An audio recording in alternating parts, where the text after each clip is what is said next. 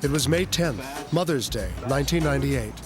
21-year-old Stephen Redden of North Hollywood, California, had stopped off at a fast food restaurant with a friend. Outside, a red Pontiac Fiero pulled up, and two men approached the window. Bam, hit him with that. Almost immediately, the situation became tense. What are you looking at, man? I'm not sure, but it's looking back. Yeah, you got a problem with me, man? I've got a problem. The confrontation quickly turned violent, and one of the men pulled a knife. It happened so fast that Stephen probably didn't even see what had stabbed him.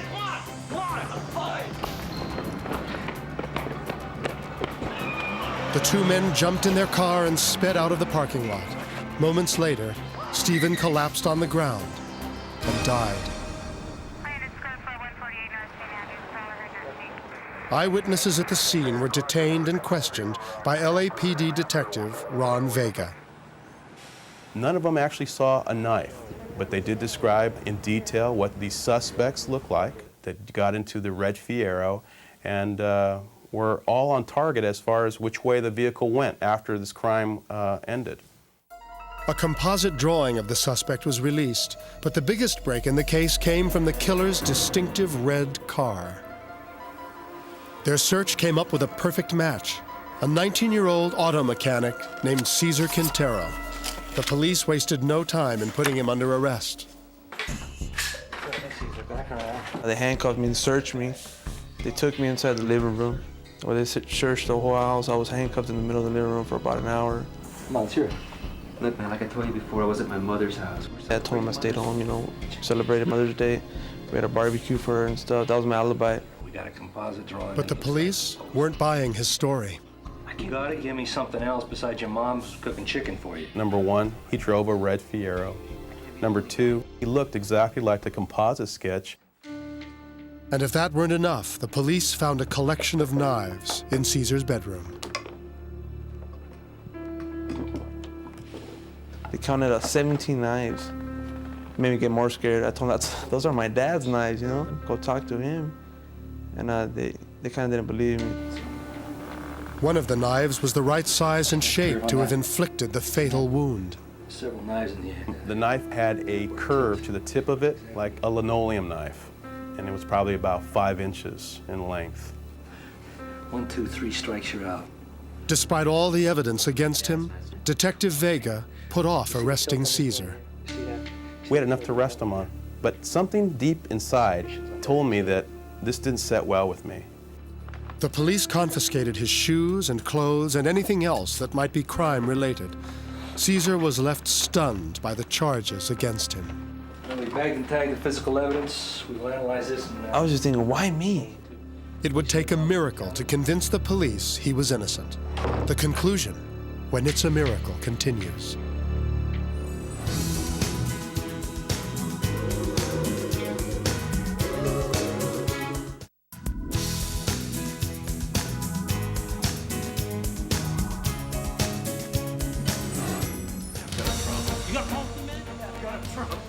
When a young man was stabbed during an argument by a Hispanic male driving a red Fiero, the police investigation led to just one suspect, 19-year-old Cesar Quintero.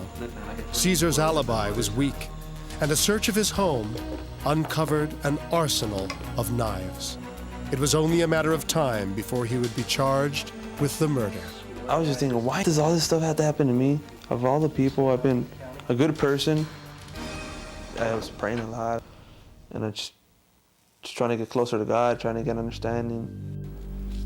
Cesar had never been in trouble with the law before. He was terrified that at any moment he might be arrested, but he had responsibilities and a job. I wanted to get like a week off or something like that, but I thought about I can't stay home. I'll just go insane, just be thinking about the whole problem. So I said, I'm going to work, and I hope everything goes by fast.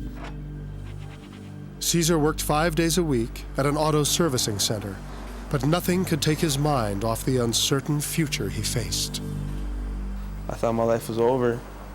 One of those feelings where, like, if you have a fatal disease that you know you're gonna die, or you know just time is taken before it's over, one of those kind of feelings. And then, just when things looked their darkest, a miracle happened. This red Pontiac Fiero pulls up. Guy looking just like me, same kind of car, everything. How you doing? Hey man, what's up? Cesar realized immediately that this young man might be the killer. I was trying not to talk to him as much as I can, but he was asking me questions. And he asked me when I was working on his car and stuff. Hey man, whose is that red Fiero out there? Mine. Yeah? We have the same car, huh? Guess so. So how long have you had it? A couple years. And I was just thinking, my God, you're gonna go to jail. Cesar had jotted down the driver's license plate number, and a short while later, he received a phone call from Detective Vega. I set up that polygraph for you downtown at noon. I'm gonna need you there. Hey, remember you told me I was the only guy in Southern California that Told him, hey, listen, this guy came in. He looks just like me. You guys say I'm the only one in Southern California that matched the description. You guys should check him out. I think he's a real good lead. Detective Vega investigated Cesar's tip and soon discovered that he'd been wrong. There was another red Fiero owner who perfectly matched the composite drawing. I mean, this guy looked like Cesar's brother. They looked like they could be twins. Officers visited the suspect's home a short while later. He incriminated himself almost immediately. What's happening, man? Well, you guys want to talk about that thing up on Van Nuys or something? He spontaneously said, I know why you want to talk to me. It has to do something about the fight that I was involved in on Mother's Day at the fast food chain. That's what happens, man, when you start to scrap. The new suspect was ultimately convicted of manslaughter in the killing. What we're gonna do is we're gonna take you downtown. I have never seen anything like this an entire time that I have been a detective. I've never heard of anything like this before. Cesar was cleared of any involvement with the crime. It's incredible. I don't think it's coincidence. I think it's just divine intervention. Cesar had gone from being the prime suspect in a homicide case to helping solve it when miraculously the real killer entered his life. Hey man, what's up? I believe that there's someone out there watching out for you. Someone watched Cesar, and I know someone aided me in piecing this thing together. Feels real good. Feels that I'm 100% back to normal.